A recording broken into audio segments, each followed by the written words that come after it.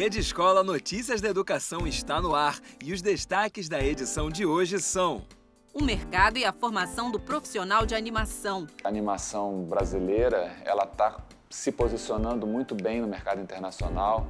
A gente tem filmes que já foram indicados ao Oscar, tem séries que são vendidas para o mundo todo. Os prejuízos causados pela reprovação escolar. É um retrocesso na sua vida acadêmica, só que é um recomeço. Você está tendo uma nova chance de você progredir. Os 100 anos da Primeira Guerra Mundial. Foi uma guerra muito grande, né? Foi muito triste ela. Mas a gente vai conseguir pegar pequenos pontos e entender o sentimento daquelas pessoas, entende?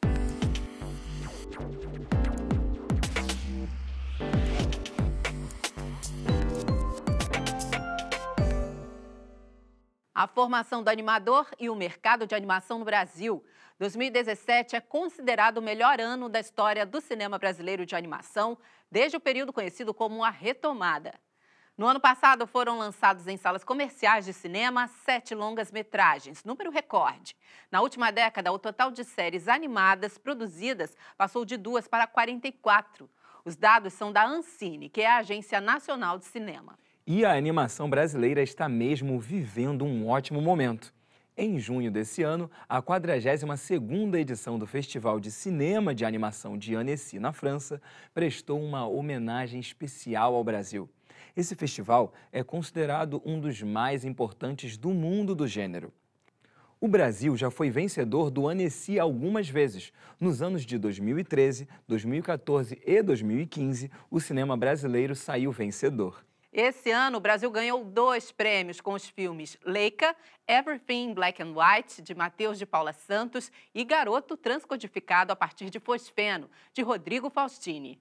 Na última reportagem da série sobre o papel da animação nas escolas, vamos entender o que é preciso para se tornar um animador e como está o mercado para esse profissional no Brasil.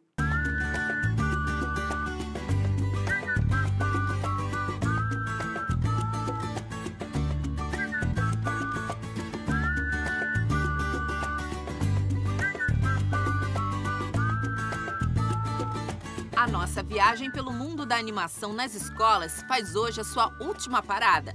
Nos episódios anteriores, nós falamos da história do Animamundi e do Anima Escola, de linguagem, de tipos de animação e descobrimos como cada professor desenvolve um jeito particular de levar o tema para a sala de aula.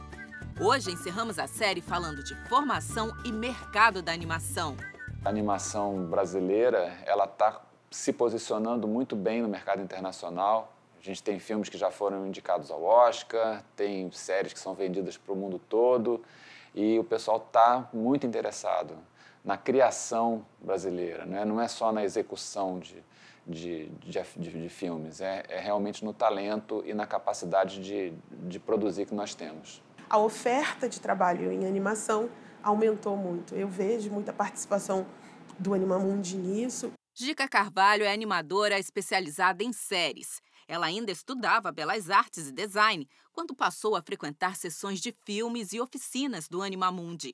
Lá trocou muitas ideias com profissionais da animação, virou estagiária e hoje é jurada e professora do Anima Escola. O projeto Anima Escola dá essa oportunidade de abrir portas e de trançar histórias com estudantes interessados em entrar no mercado de animação. Porque você está ainda no ensino fundamental, quando você está tendo o seu primeiro contato com a técnica e tem a oportunidade de testar se gosta, se quer, o quanto se interessa por aquilo ali, o quanto aquilo te motiva a pesquisar aquilo. E ter o contato com pessoas que estão fazendo isso, né? Com pessoas que estão no festival e com as dicas de para onde eu vou, aonde eu estudo, aonde tem escolas de animação no Brasil, porque ainda são muito poucas. E aí conversar com quem está próximo desse ambiente é muito importante.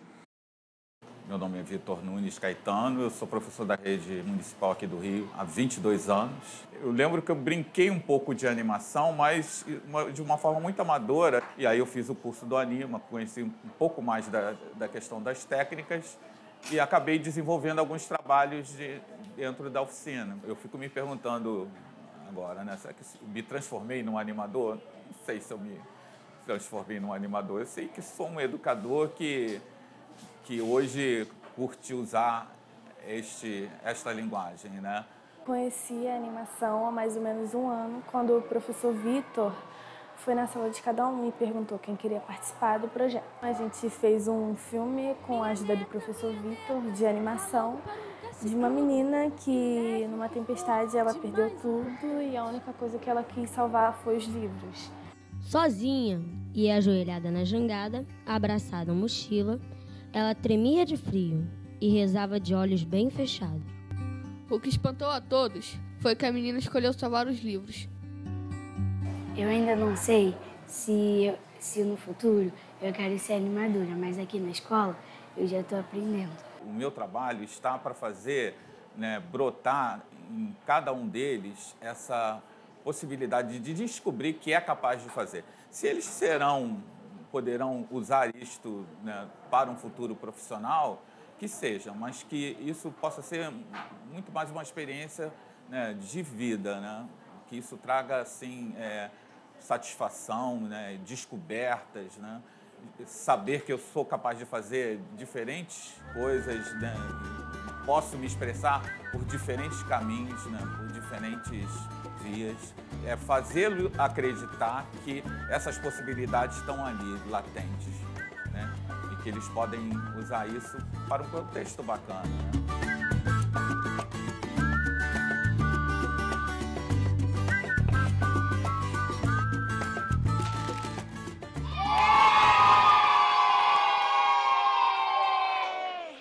Os índices brasileiros de reprovação estão entre os mais altos do mundo.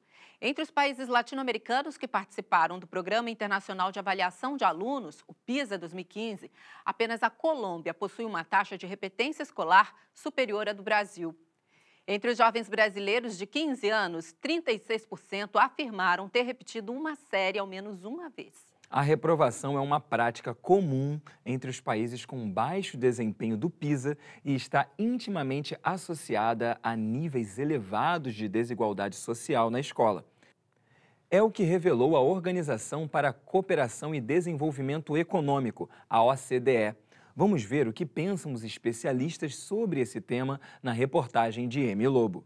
Foi horrível quando eu vi a minha turma do ano anterior passando assim, indo para outra aula, e eu na minha turma que eu repeti, eu falei, caramba, mano, nunca mais quero passar por isso. Só que aí eu não tomei vergonha e repeti de novo. A reprovação é um dos períodos mais complicados na vida de um aluno, mas também pode ser um novo recomeço. E aí vem a importância de alinhar estratégias entre escola, pais e alunos, para que dessa vez assegure o sucesso da aprendizagem nesse novo recomeço. Tipo assim, incentivo do amigo é bom, mas quando você vê que os pais estão do seu lado, é a melhor coisa de tudo. Comecei a brincar com todo mundo, brincar na aula. Até hoje eu dou uma brincadinha ainda. Brincar. E acabei repetindo no 6º ano. Fui pro 7º, não, mudei. 7º, mudei. Cheguei no 7º, repeti de novo. Eu falei, tá bom, repeti de ano de novo. Depois de mais uma repetência, José Yuri foi encaminhado ao CAIS, classe de adequação e idade série do Colégio Pedro II de São Cristóvão, zona norte do Rio de Janeiro. Esse projeto é novo na escola, foi criado para reverter a alta taxa de distorção em idade série. As aulas são diferentes, mais interativas e interdisciplinares. É uma forma de evitar o desinteresse, trabalhar dificuldades de aprendizagem e evitar a evasão escolar. A ideia é melhorar as experiências educativas dos estudantes. A gente tem 2 turmas desse projeto, exatamente tentando refazer o processo educacional desses estudantes, né?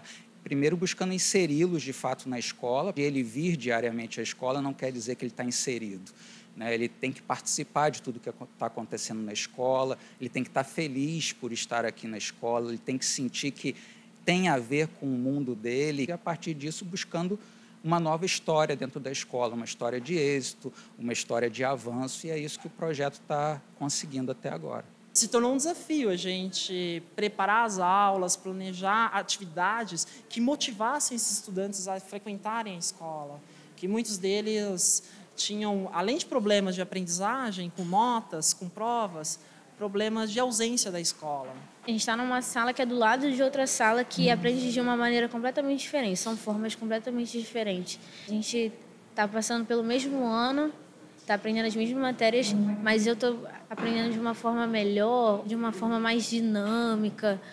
Eu não sei, para mim está sendo muito bom.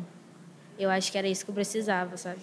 Para a coordenadora do projeto, após a repetência é fundamental trabalhar o relacionamento do aluno com toda a comunidade escolar, em especial com a nova turma.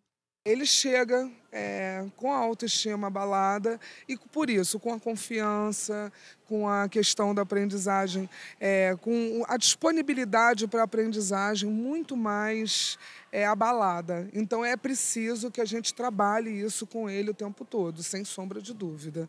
É um retrocesso na sua vida acadêmica, só que é um recomeço. Você está tendo uma nova chance de você progredir. Eu entro aqui, vejo meus amigos, vejo o jeito que a gente recebe a matéria, que a gente é recebido, dá mais vontade de você vir para a escola, sabe? A gente conseguiu recriar o vínculo deles, não só com a escola Pedro II, mas acho que com projetos de educação, né? Então, ao acabar o fundamental, acho que muitos desses estudantes vão estar preparados para seguirem suas trajetórias. Eu acho que esse vai ser meu último ano aqui nessa unidade, então foi um presente que eu recebi, cara. Acho que foi um presente.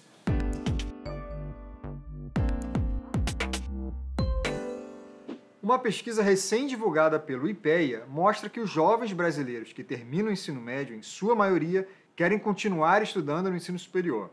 Eles se mostram também otimistas com o futuro e têm alta destreza no uso de tecnologias digitais, algo positivo pensando na sua inserção no mundo do trabalho. Há, porém, também notícias muito preocupantes nessa pesquisa. Uma delas é já conhecida. A maioria dos jovens brasileiros não domina habilidades matemáticas simples e necessárias para qualquer trabalho. São poucos também aqueles que falam inglês de forma fluente. Em resumo, pode-se dizer que eles dominam algumas habilidades do século XXI, mas ainda patinam no domínio de habilidades do século passado.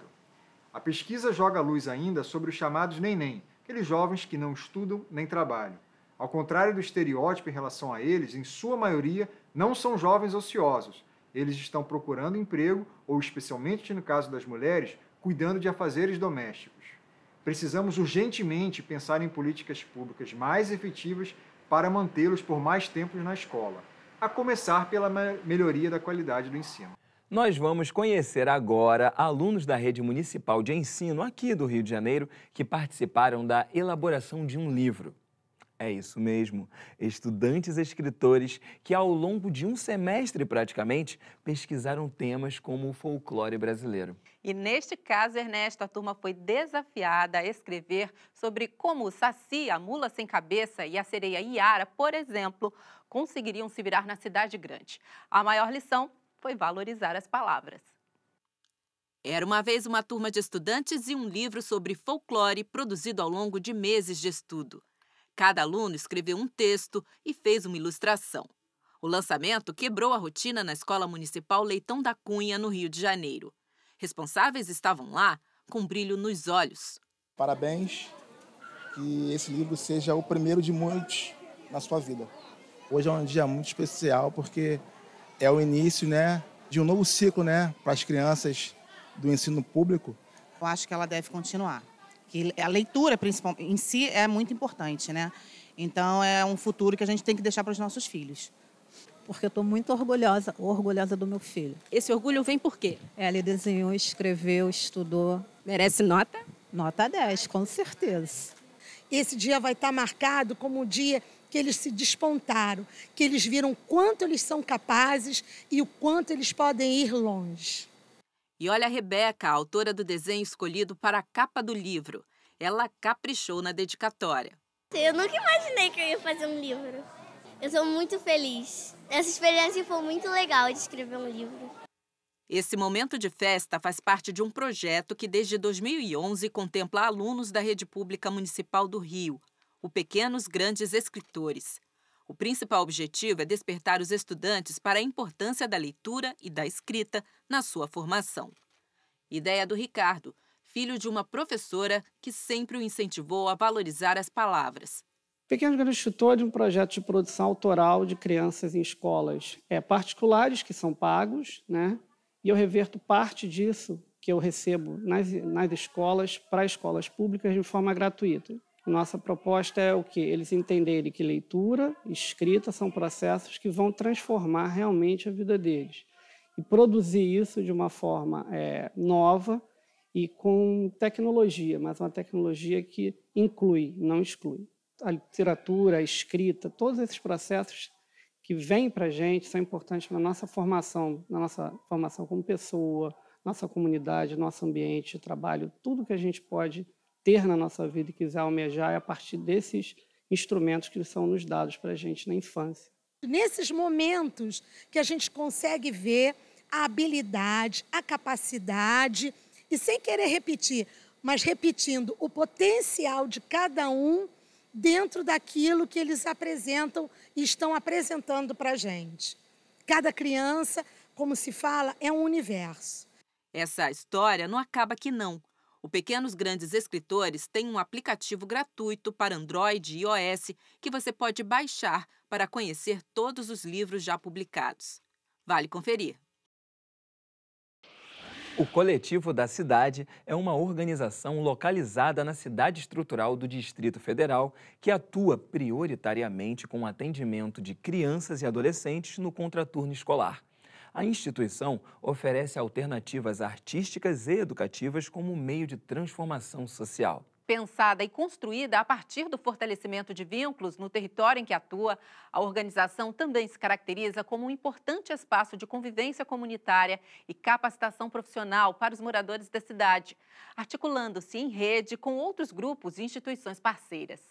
Meu nome é Leonardo de Moraes de Santos, sou morador da Estrutural e o Coletivo da Cidade mudou minha vida.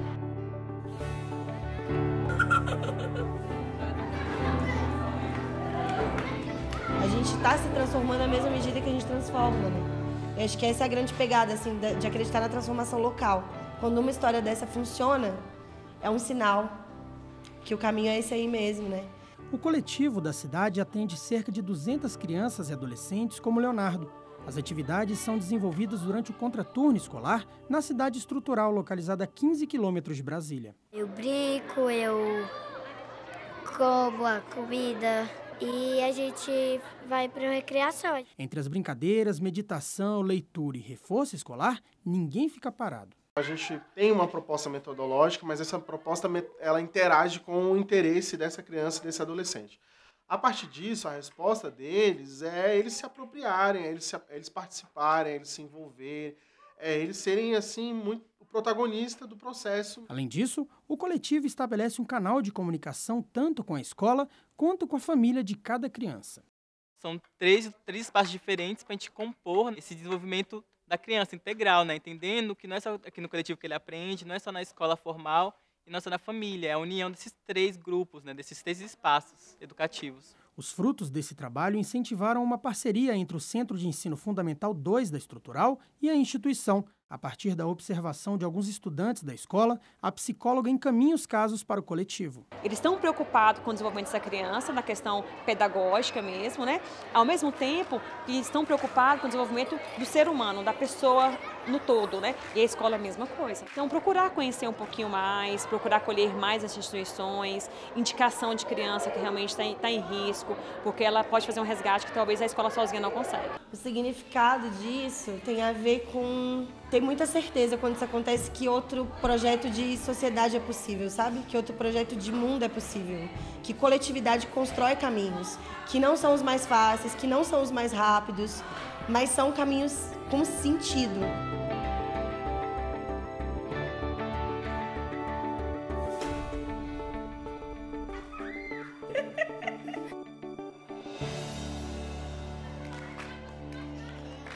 Em 2018 marcou os 100 anos do fim da Primeira Guerra Mundial.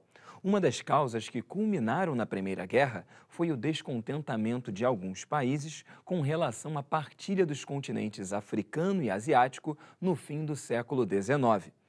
Itália e Alemanha, por exemplo, ficaram de fora da divisão do novo mundo neocolonial, enquanto que Inglaterra e França puderam explorar estes continentes livremente. A Alemanha teve seu exército reduzido, a indústria bélica controlada, perdeu territórios, além de ter sido obrigada a pagar os prejuízos dos países vencedores com a guerra. As consequências do Tratado de Versalhes culminaram com a Segunda Guerra Mundial.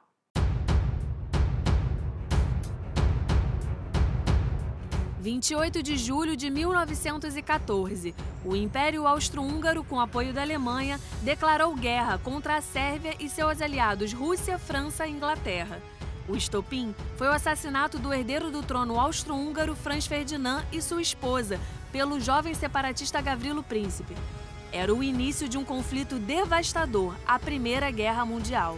A Primeira Guerra Mundial é um conflito que se inicia como europeu, né, a partir de uma crise muito europeia, muito particular dos nacionalismos europeus, do imperialismo europeu, e que começa a se transformar num evento que, de algum modo, ganha uma extensão que inicialmente talvez não tivesse sendo imaginada, né? Foram 4 anos de soldados se enfrentando cara a cara em quilômetros de trincheiras que cortavam a Europa.